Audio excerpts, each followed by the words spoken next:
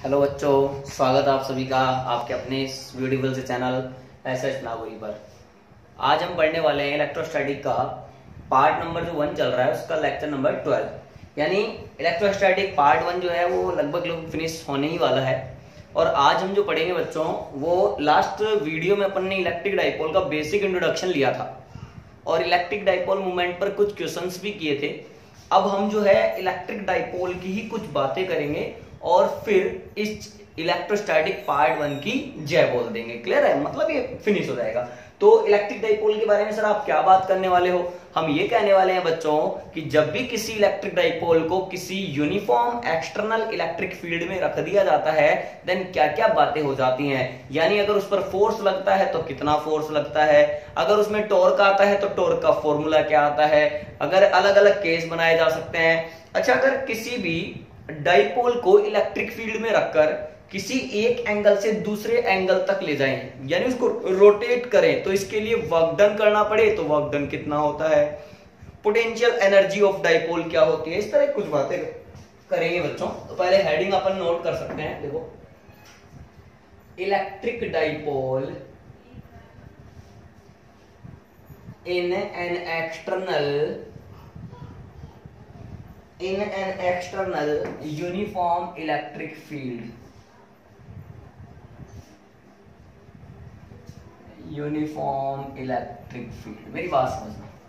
यानी जब किसी भी विद्युत द्विध्रुव को समरूप समरूप विद्युत क्षेत्र में रख दिया जाए तो इलेक्ट्रिक डाइपोल के लिए क्या क्या बातें आप कर सकते हैं। तो पहले मैं डायग्राम करके बताता हूं आपको। मान लीजिए मैंने कहा कि ये कोई यूनिफॉर्म इलेक्ट्रिक फील्ड है। अच्छा बच्चों, यूनिफॉर्म का मतलब होता है जिसके लिए मैग्नीट्यूड और डायरेक्शन जो है उसकी वैल्यू कांस्टेंट हो।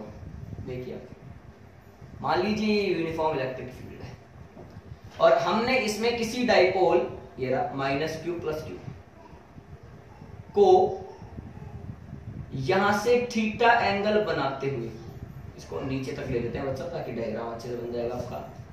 यहां से यानी इलेक्ट्रिक फील्ड की डायरेक्शन से थीटा एंगल बनाते हुए इसको अपन ने रख दिया। ये पॉइंट कह देते हैं ए है, ये पॉइंट कह देते हैं बी है। अब ध्यान से देखना, अगर आपने इस डाइपोल को इस इलेक्ट्रिक फील्ड में रखा है तो नो डाउट इसमें प्रेजेंट जो भी चार्जेज हैं उन पर फोर्स लगेगा। बिकॉज जब भी कोई चार्ज पार्टिकल किसी इलेक्ट्रिक फील्ड में रखा जाता है तो उस पर फोर्स लगता है। अच्छा, मजे की बात यह है कि प्लस चार्ज पर इलेक्ट्रिक फील्ड की ही डायरेक्शन में फोर्स लगता है, जबकि माइनस चार्ज पर इलेक्ट्रिक फील्ड के अपोजिट डायरेक्शन में फोर्स लगता है। अच्छा, हम जानते हैं कि सर अगर इलेक्ट्रिक फील्ड E हो, फोर्स F है, चार्ज Q है, तो आपने पढ़ाया था E बराबर F अपॉन Q। हाँ या ना बच्चों? तो F बराबर क्या हुआ? QE। तो फोर्स का मैग्नीट्यूड तो हम लोगों को पता है कितना आने वाला है, QE। तो पॉजिटिव चार्ज पर इलेक्ट्रिक फील्ड की डायरेक्शन में, इलेक्ट्रिक फील्ड इस तरफ है तो पॉजिटिव चार्ज पर इस तरफ फोर्स लग गया। अच्छा, नेगेटिव चार्ज पर इलेक्ट्रिक फील्ड के अपोजिट डायरेक्शन में इस तरफ लग गया। Oh my God! अगर सर आप फोर्स की बात करोगे ना, अब नेट फोर्स देखो, एक एक पॉइंट देखते हैं पहले। नेट फोर्स, तो नेट फोर्स देखोगे तो प्लस पर QE फोर्स लग रहा है, माइनस Q चार्ज पर QE फोर्स लग रहा है।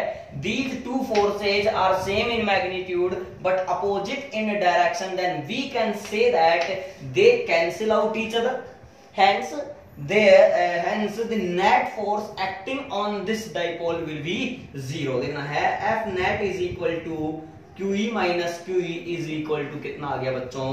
0 आ गया। अगर अब हम ये कहने वाले हैं बच्चों, अगर हमने डाइपोल को किसी एंगल थीटा पर यूनिफॉर्म इलेक्ट्रिक फील्ड में रखा तो उस पर लगने वाला जो नेट फोर्स है, वो बात अलग है कि दोनों पॉइंट्स पर फोर्स लग रहा है, बट जो नेट फोर्स है वो कितना है? 0 है। बिकॉज हमने देखो यहां पर लगा QE और ऐसे भी लगा QE, इसका मतलब दोनों फोर्सेज एक दूसरे को क्या कर देंगे? कैंसिल आउट कर देंगे। तो यहां पर नेट फोर्स अगर 0 है तो फोर्स मतलब ये लीनियर फोर्स है, तो फोर्स अगर 0 है तो आप ये कह सकते हैं कि ये जो डाइपोल होगा इसमें कोई ट्रांसलेटरी यानी लीनियर मोशन नहीं होगी, इसमें किसी भी प्रकार की कोई रेखीय गति नहीं होगी। अपन लिख सकते हैं हैंस, देखिए बच्चों, hence net force acting on this dipole will be 0, then there is no translatory motion,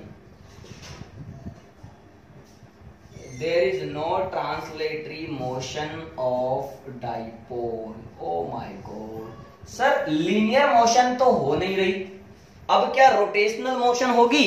तो जरा चेक करते हैं बच्चों, मेरी बात ध्यान से समझना। मैंने कहा ये डाइपोल है, बात समझना बच्चों।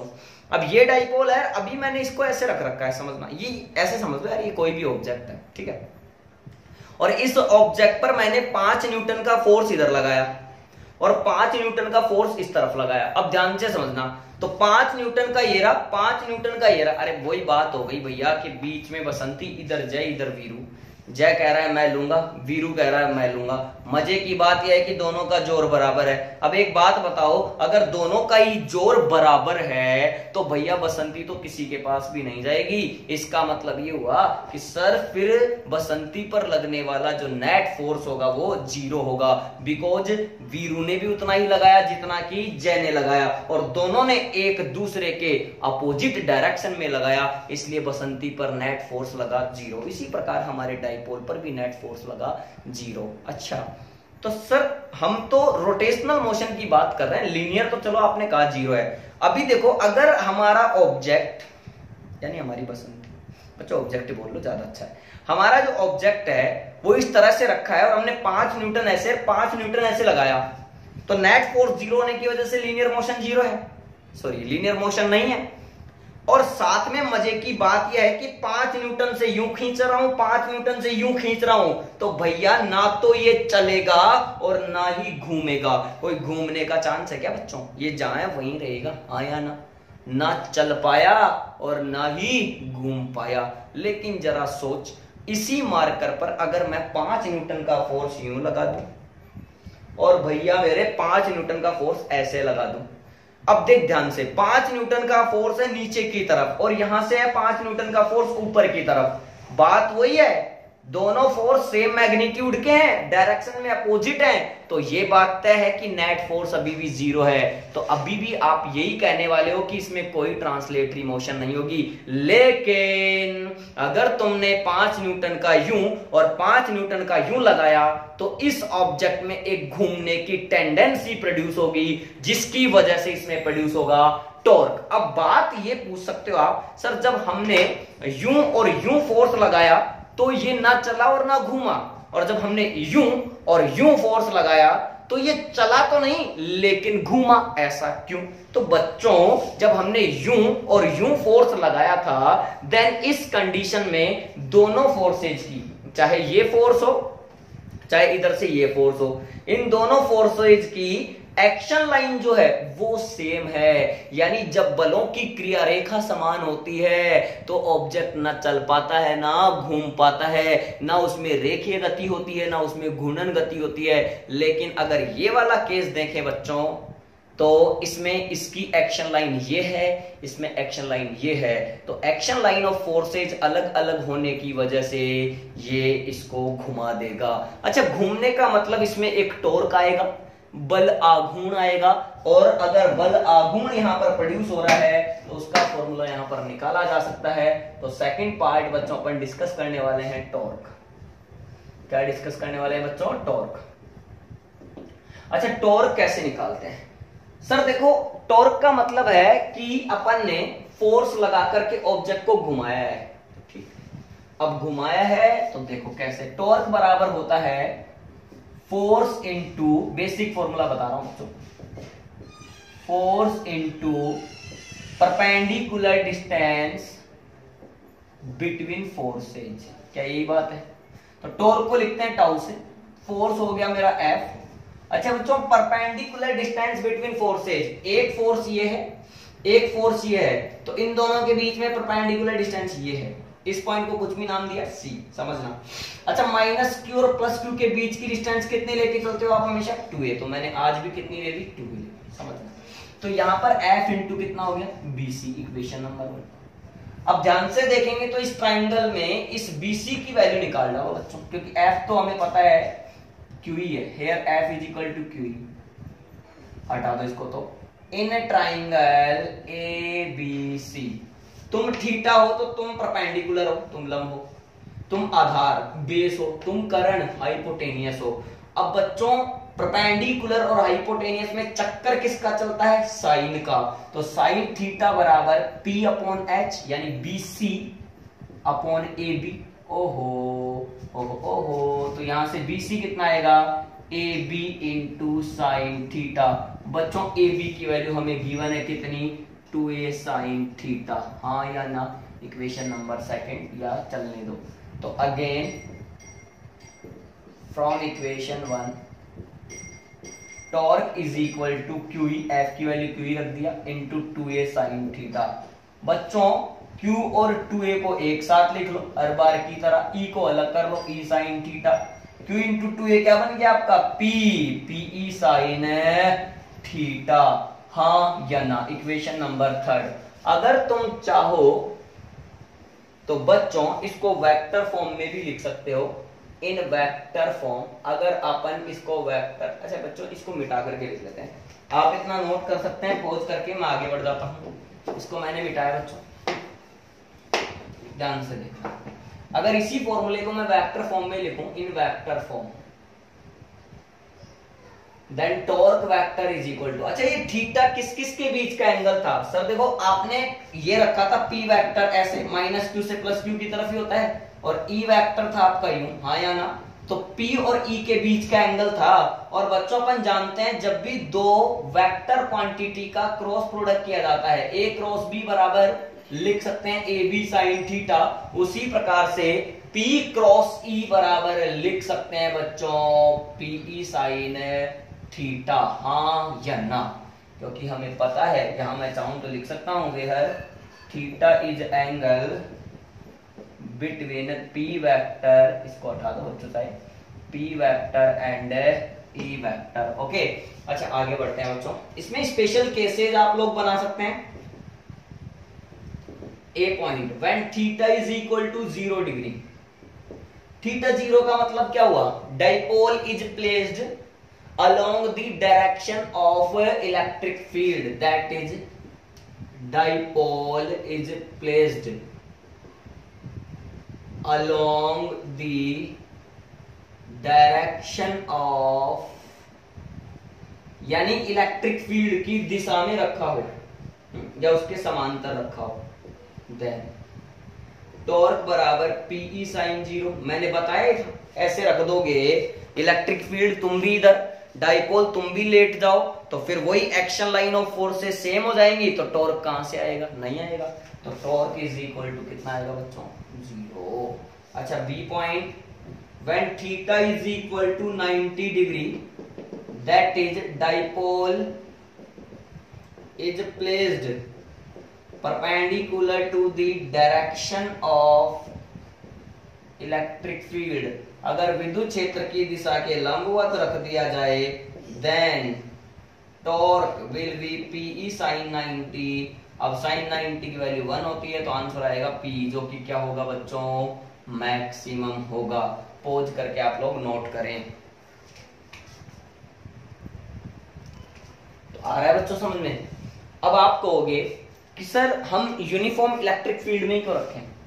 अगर मान लो हमने इस डाइपोल को नॉन यूनिफॉर्म इलेक्ट्रिक फील्ड में रख दिया, अरे भैया फिर नॉन यूनिफॉर्म इलेक्ट्रिक फील्ड में रखोगे तो इलेक्ट्रिक फील्ड बदलेंगे हर जगह पर। एक जगह अगर E1 है तो दूसरी जगह E2 है, तो हो सकता है फोर्सेज QE1 एंड QE2 इस तरह से लग रहे हो, तो क्या ये दोनों फोर्सेज एक दूसरे को अब कैंसिल आउट कर पाएंगे? कभी नहीं कर पाएंगे। इसलिए यहां पर नेट फोर्स 0 नहीं होगा, तो फिर लीनियर मोशन भी होगी और रोटेशनल मोशन भी होगी। तो मैं यहाँ पर एक नोट लगा दे रहा हूं बच्चों आपके लिए, आप इस नोट को नोट कर सकते हैं। देखिए मैं नोट लिख दे रहा हूं बच्चों आपके लिए।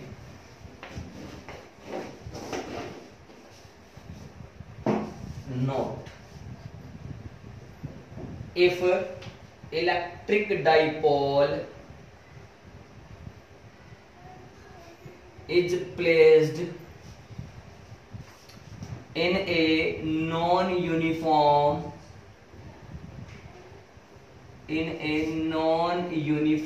electric field,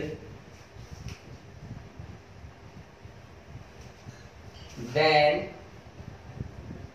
it performs यानी ये परफॉर्म करता है translatory motion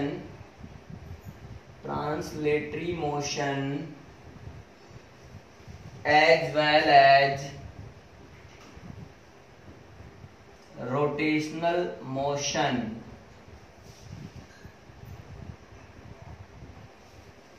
because in this condition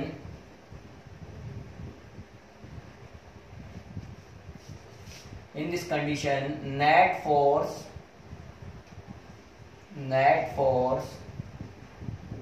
acting on a dipole will not be zero। क्या समझ में आया कि अगर नॉन यूनिफॉर्म इलेक्ट्रिक फील्ड में रख दिया जाए तो ये ट्रांसलेटरी मोशन के साथ साथ रोटेशनल मोशन भी करता है, क्योंकि इस कंडीशन में डाइपोल पर लगने वाला नेट फोर्स जीरो नहीं होता है। चलिए बच्चों थोड़ा आगे बढ़ते हैं। हमने नेट फोर्स देखा यूनिफॉर्म इलेक्ट्रिक फील्ड के लिए, फिर टॉर्क देखा बच्चों। अब हम देखते हैं कि अगर मान लो डाइपोल को घुमा दिया जाए तो इसके लिए वर्क डन कैसे निकाला जाता है। पॉइंट नंबर 3 देखिए बच्चों, work done in rotating a dipole in uniform electric field. कहने का मतलब ये कह रहा है कि अगर किसी भी विद्युत द्विध्रुव को समरूप विद्युत क्षेत्र में घुमा दिया जाए तो घुमाने में कितना कार्य करना पड़ता है, वर्क डन कितना होता है, वो हम देखना चाहते हैं। तो पहले आप समझिएगा, मान लीजिए कि ये इलेक्ट्रिक फील्ड है हमारे पास, फिक्स हमने कर दिया, समझ रहे हो, ध्यान से देखना। हमने कहा कि ये भैया P इनिशियल की बात है, या थोड़ा और इसको अंदर की तरफ ले लेते हैं। हमने कहा कि पहले डाइपोल ऐसे था, यानी ये P initial, dipole moment initial वाली बात हो गई। कितने एंगल पर था, θ1 एंगल पर था, समझ रहे हो। फिर हमने कहा कि हमने जो है डाइपोल को एक दूसरे एंगल θ2 पर इलेक्ट्रिक फील्ड से ही लेना है, ये P फाइनल। θ1 से, ये पहले θ1 पर था, फिर θ1 से कितना एंगल पर घुमा डाला बच्चों, θ2 एंगल पर इसको हमने घुमा डाला। अब हमसे ये पूछ रहा है कि इसको घुमाने में कितना वर्क करना पड़ा, वो जरा हमें बताओ। तो बच्चों अब ये नहीं है कि डायरेक्टली आप इसको सोल्व कर सकते हैं। हम ये अजम्पशन लेंगे कि जो डाइपोल है उसको पहले एक स्मॉल एंगल पर रोटेट किया गया होगा, देन स्मॉल एंगल पर अगर रोटेट करेंगे तो इसके लिए स्मॉल ही वर्क डन करना पड़ेगा। तो अपन ने क्या करा, देखो dw इज इक्वल टू छोटा सा वर्क डन ले लिया। अब एक बात बताइए, रोटेशनल मोशन में, लीनियर मोशन में वर्क कैसे लिखते हैं, फोर्स इनटू डिस्प्लेसमेंट। लेकिन ये लीनियर फोर्स होता है और ये डिस्प्लेसमेंट भी लीनियर होता है। आज आप क्या कर रहे हो, एंगुलर डिस्प्लेसमेंट कर रहे हो, एंगल डिस्प्लेस्ड कर रहे हो। तो यानी रोटेशनल मोशन की बात चल रही है, तो लीनियर मोशन में जो फोर्स होता है वो काम रोटेशनल मोशन में कौन करता है बच्चों, टॉर्क करता है। तो मैंने पहले इस तरह से लिख दिया टॉर्क, मैंने पहले ये कर दिया, ये हो गया टॉर्क अपना। Work is equal to torque into angular displacement, पहले फॉर्मूला यूज कर लिया, ठीक है, एंगुलर डिस्प्लेसमेंट। इसको tau dw is equal to tau into d theta, equation number 1। We know that, अच्छा टॉर्क की वैल्यू अपन ने अभी अभी निकाली है बच्चों, torque is equal to PE sin theta, उठा के यहां पर टक दो तो देखो इससे क्या आएगा, dw is equal to PE sin theta d theta. तो यहां पर dw की वैल्यू आ गई PE sin theta d theta, equation number 3। अब हम ये निकालना चाहते हैं कि जब हमारे डाइपोल को θ1 एंगल से θ2 एंगल तक घुमाया गया तो इसके लिए नेट वर्क कितना करना पड़ा। तो देखिए net work done in rotating dipole from an angle θ1 to angle θ2 is W is equal to, भाई नेट वर्क निकालना है तो फिर इसी इक्वेशन नंबर 3 का हमें क्या करना पड़ेगा, इंटीग्रेशन। तो dw का इंटीग्रेशन हो जाएगा W integration PE sin theta D theta. कहां से कहां तक घुमाया बच्चों अपन ने? थीटा 1 से थीटा 2 तक। यानी जो लिमिट आ रही है बच्चों, वो इंटीग्रेशन की लिमिट कितनी लेनी पड़ेगी हमें? थीटा 1 से लेकर के थीटा 2 तक। अब देखो W इज इक्वल टू मेरे पास P बाहर आ गया, साइन थीटा का बच्चों जो इंटीग्रेशन होगा वो हो जाएगा माइनस का कोस थीटा, और लिमिट हमने इस तरह से रख दी बड़ा ब्रैकेट यूज करके, ये लोअर लिमिट और ये अपर लिमिट। अब लिमिट का गेम कैसे बताते हैं बच्चों? इस माइनस को मैंने बाहर लिया, माइनस P, पहले रखते हैं upper limit minus lower limit, तो यहां पर हो जाएगा cos थीटा 2 माइनस का cos थीटा 1। अब मैंने क्या करा बच्चों? इस माइनस को अंदर डाल दिया, देन W कितना आ गया? PE cos थीटा 1 माइनस का cos थीटा 2। यही है इसका आंसर, इक्वेशन नंबर 4। फटाफट पोज करके आप नोट करें। तो आया बच्चों समझ में? नेक्स्ट देखो, अब इसमें भी आप केस बना सकते हो, थीटा 1 और थीटा 2 की वैल्यू रख रखे ना, तो मैं केस बताता हूँ। स्पेशल केसेस, देखिए स्पेशल केसेस समझना आप इसके, समझना बच्चों स्पेशल केसेस। डायरेक्ट बात करते हैं अपन को, फॉर्मूला अगर याद है तो डायरेक्ट बात कर सकते हैं। If theta 1 is equal to 0 degree और theta 2 is equal to pi by 2, समझ रहे हो? तुमने कहा था डायग्राम भी साथ में लेके चलो। ई वेक्टर चलो इधर है, थीटा 1 इज 0 डिग्री, यानी ई वेक्टर की डायरेक्शन में है पहले डाइपोल, तो पी इनिशियल इधर हो गया, हुआ कि नहीं हुआ बोलो? और थीटा 2 है पाई बाई 2, यानी ई से कितना एंगल पर है? 90 डिग्री पर। ओ माय गॉड, ये हो गया पी फाइनल। आया समझ में? तो अब आपका डब्ल्यू जो आएगा ना बच्चों, वो आएगा पीई कोस थीटा 1 यानी कोस 0 माइनस कोस पाई बाई 2। तो आंसर आने वाला है आपका पीई कोस 0 की वैल्यू 1 होती है और कोस पाई बाई 2 की वैल्यू 0 होती है, तो डब्ल्यू का आंसर आ गया मेरा पीई। हाँ या ना? आया समझ में? पॉइंट नंबर बी देखो बच्चों, if theta 1 is equal to कुछ भी ले लो, जैसे 180 डिग्री ले लिया, वो बोलेगा है ना theta 2 is equal to 0 degree. Diagram देखना चाहते हैं आप लोग? आपने कहा, मैंने कहा ठीक है। ई वेक्टर, अच्छा बच्चों पी इनिशियल थीटा 1 180 है, यानी ई वेक्टर के एंटी पैरेलल, मतलब इधर है, सही है सर? इसमें भी तो बना सकते हैं, हाँ बना सकते हैं, इधर एरो करके, कोई दिक्कत नहीं। और थीटा 2 0 है, तो मतलब इधर है, यानी पी फाइनल अब की बार ऐसे है, ठीक है? अच्छा W बराबर पीई कोस 180 लेना है और यहाँ पर कोस 0 लेना है। अब कोस पाई, कोस 180 की वैल्यू होती है बच्चों माइनस का 1, इतना हमें याद होना चाहिए, ये -1, कोस 0 की वैल्यू 1 होती है -1 माइनस का 2, तो W कितना आ गया मेरा? माइनस का 2 पी, हाँ या ना? इतना आंसर आ गया, माइनस का 2 पी। केस नंबर सी देखते हैं बच्चों, case number C. If theta 1 मान लीजिए आपका थीटा हो और थीटा 2 आपका माइनस का थीटा हो, ये भी एक अच्छी बात है। देखिए सबसे पहले ई वेक्टर बनाया मैंने, इधर ही बनाता हूँ, ध्यान से देखना बच्चों। पी इनिशियल, तो ये थीटा पर ले लूं, पी इनिशियल ले लिया मैंने थीटा पर, समझना ये थीटा पर। अच्छा एक कह रहा है माइनस थीटा, तो अगर ये थीटा है तो इस तरफ ले लो, क्या आ जाएगा? माइनस का थीटा, आया ना? ये पी फाइनल हो गया आपका। तो W is equal to PE, theta 1 को लिख दिया theta minus cos of minus theta. अब कोस पर माइनस का कोई फर्क नहीं पड़ता, PE cos theta 2 cos theta, तो आंसर क्या आया बच्चों मेरे पास? 2 पीई कोस थीटा, आया ना? इसी तरीके से हम और भी केस बना सकते हैं बच्चों। अच्छा इस पर फर्क पड़ता है कि नहीं पड़ता है माइनस का? तो माइनस का फर्क नहीं पड़ता है, सॉरी, तो माइनस का अगर इस पर फर्क नहीं पड़ता है तो ये माइनस ऐसे कैसे रहने वाला है? तो कोस थीटा माइनस कोस थीटा, तो यहाँ पर वर्कडन बच्चों कितना आने वाला है? 0 आने वाला है ना? कोस पर इस माइनस का फर्क नहीं पड़ता है, ठीक है? साइन होता ना भाई, साइन माइनस का थीटा तो वो आता माइनस साइन थीटा, हाँ या ना? लेकिन कोस जो होता है, cos minus theta is equal to होता है कोस थीटा, तो एज इट इज लिख दिया मैंने, ठीक है? वो मिस्टेक में खराबी हो गई थी। पॉइंट नंबर डी देखो आप, पॉइंट नंबर डी आप ले सकते हैं, थीटा 1 थीटा ले सकते हैं और थीटा 2 आप कुछ भी जैसे पाई माइनस थीटा ले सकते हैं। डायग्राम बना के बताओ सर। ई वेक्टर ये लीजिए थीटा 1, यानी ये कितना हो गया अपना थीटा। आपने कहा सर पाई माइनस थीटा बना के बताओ, पाई माइनस थीटा, तो ये पी फाइनल ले रहा हूं बच्चों, ये पी फाइनल ले रहा हूं, या यहाँ से अगर एंगल थीटा मान लूं तो फिर ई वेक्टर से एंगल कितना हो गया, पाई माइनस थीटा अपने आप। अब डब्ल्यू दे रहा मेरा PE cos theta minus cos pi minus theta.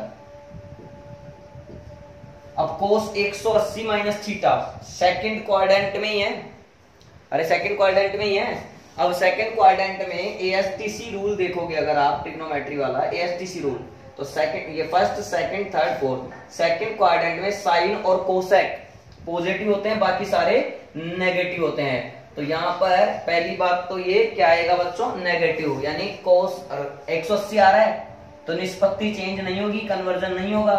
PE cos theta minus आएगा, यहाँ माइनस माइनस प्लस हो जाएगा, तो आंसर आने वाला है 2p कोस थीटा। हाँ या ना, आया समझ में? आप नोट कर सकते हैं बच्चों, बिल्कुल सिंपल सी चर्चा हम लोगों ने की है केस बना करके। पहले अपन ने ये देखा कि किसी भी डाइपोल को घुमाने में वक्त कितना करना पड़ता है, तो p कोस थीटा 1 माइनस कोस थीटा 2 करना पड़ता है। फिर इसी में अपन ने 4 केस देख लिए, इस तरीके से वैल्यू रख करके आंसर निकाला जा सकता है। क्लियर है? एक लास्ट पॉइंट है इस डाइपोल का बच्चों, वो भी देख लेते हैं। अगर हम लोगों को potential energy of dipole find करना हो बच्चों, क्या फाइंड करना हो, पोटेंशियल एनर्जी ऑफ डाइपोल, तो देखो पोटेंशियल एनर्जी ऑफ डाइपोल कैसे निकालते हैं। पॉइंट नंबर 4 है ना, पोटेंशियल एनर्जी ऑफ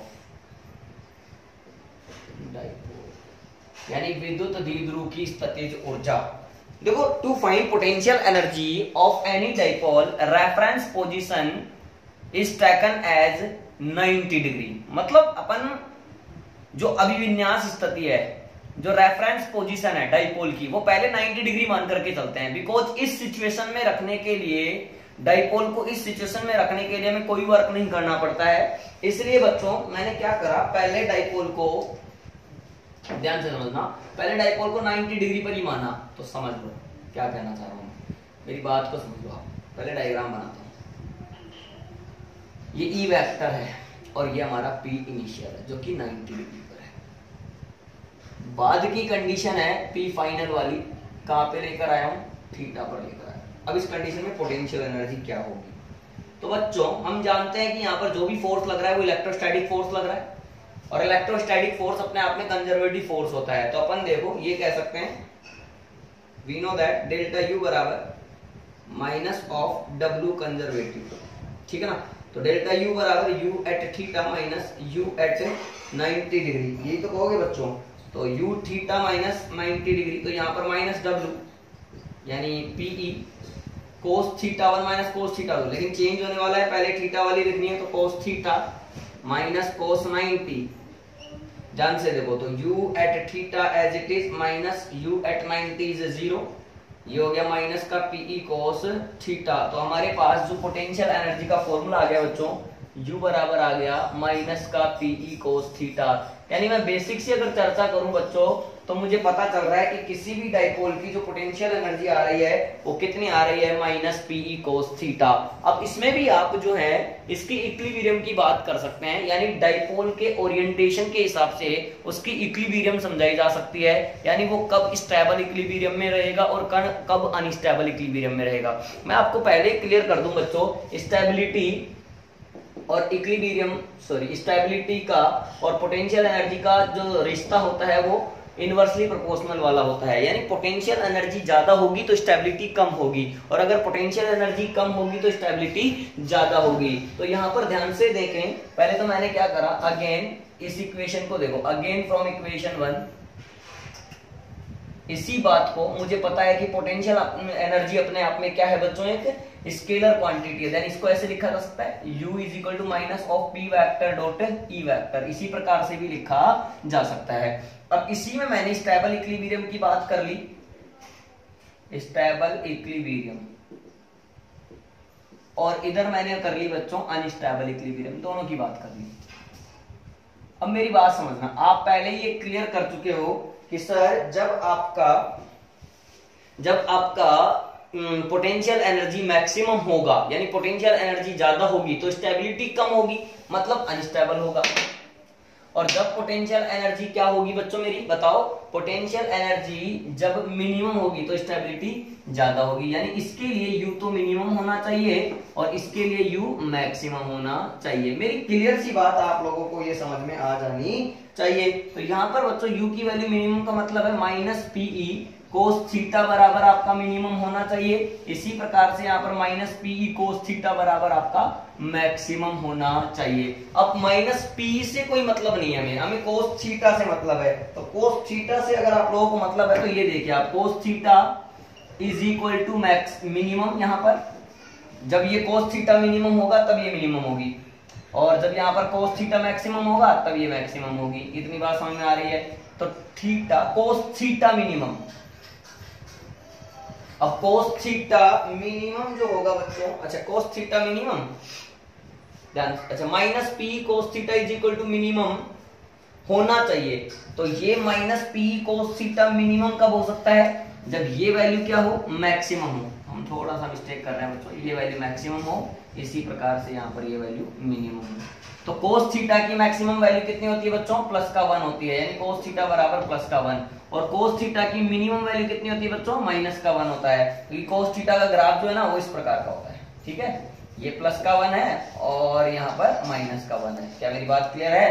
तो जब theta is equal to 0 degree होगा तभी तो कोस की वैल्यू प्लस 1 होगी, और जब थीटा इज इक्वल टू 180 होगा तभी तो कोस की वैल्यू -1 होगी।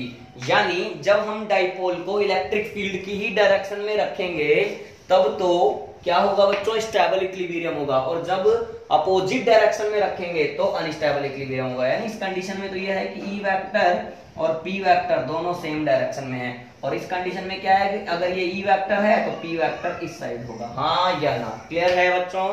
क्या आपको आज की मेरी बात क्लियर हो गई है? अगर फिर भी कोई डाउट रह जाता है तो आप कमेंट बॉक्स में जाकर के कमेंट करके मुझे जरूर बताएं, और अगर आपको मेरा वीडियो अच्छा लगा है तो इसको लाइक करें, ज्यादा से ज्यादा शेयर करें, और बच्चों चैनल को भी सब्सक्राइब करें। ठीक है, आज हमारा इलेक्ट्रोस्टैटिक पार्ट 1 का लेक्चर नंबर 12 के साथ में ही इलेक्ट्रोस्टैटिक पार्ट 1 पूरी तरह से हमारा फिनिश हो चुका है। अब हम जो नेक्स्ट लेक्चर लेकर के आएंगे बच्चों, इसमें हम पढ़ने वाले हैं इलेक्ट्रिक फ्लक्स, और इलेक्ट्रिक फ्लक्स के बाद में अपन गॉस लॉ पढ़ेंगे, गॉस लॉ के कुछ एप्लीकेशंस देखेंगे, साथ साथ में न्यूमेरिकल्स भी करते चले जाएंगे। क्लियर है बच्चों? तो तब तक के लिए आप लोग पढ़ते रहिए। Thank you.